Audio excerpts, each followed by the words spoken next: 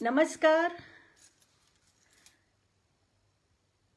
अमलतास को मेरी हार्दिक बधाई और शुभकामनाएं और धन्यवाद। विशाल, आपको बहुत बहुत धन्यवाद कि आप लोगों ने इतना सुंदर आयोजन किया। कथक के इंद्रधनुषीय रंग बहुत सुंदर प्रयास है और ऐसे कार्यक्रमों की बहुत ज़रूरत है आजकल, ख़ास करके जब हम लोग ज़्यादा मोबाइल पे हैं, डिजिटल ज़्यादा हम लोग अपना समय देखने में और सुनने में लगा रहे हैं, तो ऐसे टाइम पे इन कार्यक्रमों की और भी ज़्यादा ज़रूरत बढ़ जाती है। देखा सीख्या परीक्षा, तो देखना सीखना सुनना बहुत ज़रूरी है और फिर अपने मन से परखिए, अपनी बुद्धि से परखिए, तर्क पे जाइए। तो ये बहुत अच्छा कार्यक्रम है, इसके लिए सब लोगों को बहुत बहुत बधाई। मेरे से जितने भी मेरे बुजुर्ग इस कार्यक्रम को देख रहे हैं, बुजुर्ग से मेरा मतलब उम्र से भी है, काम से भी है, कला से भी है, उन सभी को मेरा सादर नमन, प्रणाम। शोभना दीदी से ये कार्यक्रम शुरू हुआ, अगर शोभना दीदी देख रही हो तो उनको मेरा सादर नमन। प्रेरणा, उर्मिला, मेरे बहुत अच्छे दोस्त मित्र, आप लोगों को बहुत सारा प्यार यहाँ से भेज रही हूँ। और जितने भी मेरे से छोटे उम्र में और कथक के विद्यार्थी, प्रैक्टिशनर्स, सीखने वाले और सिखाने वाले सभी लोगों को स्नेह के साथ बहुत सारा आशीर्वाद। ये मैं व्यक्तिगत तौर पे भी धन्यवाद अमलतास को देना चाहूँगी, एक कारण से कि इस विषय को, जो विषय मुझे दिया गया, इस विषय को तैयार करने में मुझे अपने गुरु बिरजू महाराज जी से भी बात करने का मौका मिला। तो एक मेरे लिए और भी ये सोने में सुहागा वाली बात हो गई कि मेरा ज्ञान भी बढ़ा और मुझे गुरु के दर्शन भी हुए। मैंने उनसे बात की और उनसे रूबरू होके मैंने बातें की, उनसे जानना चाहा कि किस तरह से महाराज जी विदेश में गए और कैसे कथक सब शुरुआत हुई। तो ये मेरा व्यक्तिगत इसमें धन्यवाद था अमलतास के लिए। विदेशी पृष्ठभूमि में, विदेशों में कथक का चढ़ता रंग, इस विषय से ही हम समझ जाते हैं कि कुछ तो बात है कि कथक का रंग विदेशों में चढ़ रहा है। ये तो बात तय है, ये तो बात मानने वाली है और ये फैक्ट है कि चढ़ रहा है। अब इसके कई पहलू हैं, क्यों चढ़ रहा है, कैसे चढ़ रहा है और कब से चढ़ना शुरू हुआ, इसका ग्राफ क्या है। ये आजकल के कथक सीखने वालों के लिए बहुत ज़रूरी है जानना, उसकी पृष्ठभूमि पे जाना। इतिहास हमारी धरोहर होता है, तो हमें ये बातें जाननी चाहिए और मुझे भी इस चीज़ को जानने का मौका मिला। ये मेरे लिए बहुत सुखद अनुभव था।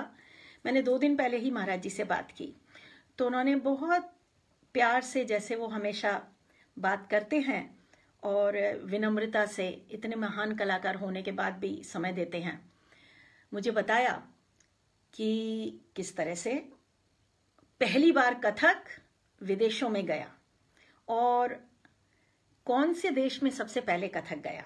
ये बहुत इंटरेस्टिंग है, मुझे बहुत मज़ा आ रहा था सुन के, आनंद आ रहा था महाराज जी की बातें सुन के। और मैं उसको लिख नहीं पा रही थी क्योंकि वो मैं मौका छोड़ना नहीं चाह रही थी उनको सामने देखने का और उनके वो एक्सप्रेशंस देखने का, कि वो उन्हीं यादों में खो गए थे जब वो बता रहे थे। तो कथक सबसे पहले, कथक के चरण, जिस कलाकार के चरण कथक को लेके भारत भूमि से दूर विदेशों में गए, वो देश था रशिया। उस समय यूएसएसआर होगा, United states of republics, Soviet Republic. तो अब वो रशिया कहलाया जाता है। रशिया में सबसे पहले महाराज जी गए थे 1964 में और एक नृत्य नाटिका को लेके गए थे। तो समूह ये नृत्य था, कोरियोग्राफ था, उसका नाम था कुमार संभव। कुमार संभव, उसका सबसे पहले मंचन हुआ था कथक को लेके। लेकिन महाराज जी ने यह भी बताया कि महाराज जी से पहले महान कलाकार उदय शंकर जी, राम गोपाल जी और उनके साथ बाद में कुमुदनी लाखिया जी, जो बहुत कथक की बहुत ही श्रेष्ठतम कलाकार हैं, वो विदेशों में गई थी महाराज जी से पहले। लेकिन वो मिश्रित नृत्य शैली थी, वो कथक शुद्ध फॉर्म में नहीं था। वो जैसे उदय शंकर जी का स्टाइल होता है, थोड़ा फोक डांसेस भी उसमें मिले होते हैं, थोड़े शास्त्रीय नृत्यों की भी छाया होती है, मिक्स जैसे मिश्रित स्टाइल, जैसे एक बुके हम कह सकते हैं, ऐसा कुछ तैयार करके वो लेके गए होंगे। लेकिन जो शुद्ध कथक नृत्य पहली बार हिंदुस्तान से बाहर विदेशी जनता ने देखा, विदेशी दर्शकों ने देखा और किया गया, वो था आदरणीय बिरजू महाराज जी का कथक नृत्य और कुमार संभव, जैसे मैंने बताया। उसके बाद उनका सेकंड ट्रिप था पोलैंड, और वो भी एक नृत्य नाटिका थी, रानी रूपमती बाज बहादुर, और उसमें उन्होंने बताया कि भारती गुप्ता दीदी, हम तो भारती दीदी बोलते थे कथक केंद्र में हम जब थे, तो कथक केंद्र वाले सब जानते हैं उस समय वाले, भारती दीदी कितना खूबसूरत नाचा करती थी। और मेरे लिए गर्व की बात है, और मैं बड़ी गर्व से इस बात को कहती हूँ कि वो भी आगरा से ही थी, मेरे शहर से। तो वो पोलैंड गई थी महाराज जी के साथ, डुएट था और नृत्य नाटिका में था। उसके बाद फिर ये सिलसिला शुरू हुआ। तो अभी जितने हमारे देश हैं दुनिया में, 195 कंट्रीज हैं जिनकी अपनी स्वतंत्र रिपब्लिक है। तो महाराज जी से बात करते में उन्होंने बताया कि कहने लगे, काजल कोई भी ऐसा देश नहीं होगा, हार्डली कोई होगा जहां पे वो नहीं गए हों कथक करने के लिए। तो ये तो बात तय है और ये तो मानने वाली बात है कि साक्षात जो कथक के अवतार माने जाते हैं महाराज जी, बिरजू महाराज जी, उनसे कथक की संस्कृति विदेशों में पहुंची। ये बात है 58 इयर्स पहले की, तो लगभग 60 साल होने जा रहे हैं। और 58 इयर्स कौन सा महीना था वो नहीं महाराज जी बता पाए, उनको शायद याद नहीं था। वो भी सब होगा, आर्काइव्स में सब होगा।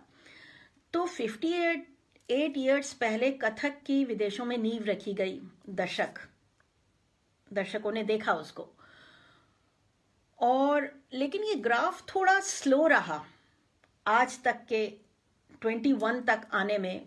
कथक का ग्राफ जो था थोड़ा स्लो था, क्योंकि पहले ज़माने में, उस समय में विदेशों में आना जाना बहुत ज़्यादा आम नहीं होता था, मुश्किल बात होती थी। फ्लाइट्स भी रीज़न है और बहुत सारी चीज़ें हैं, कम्युनिकेशन है, और हम दिन पे दिन तरक्की करते जा रहे हैं, टेक्निकली हम एडवांस होते जा रहे हैं, एविएशन से कनेक्टेड, और फ्लाइट्स कम होती होंगी, प्लेन्स कम थे और लोग ट्रेवल कम करते थे, महंगा होता था बहुत, इतना इजीली अवेलेबल नहीं थी एयर फ्लाइट्स। तो उस समय जाना बहुत बड़ी बात थी।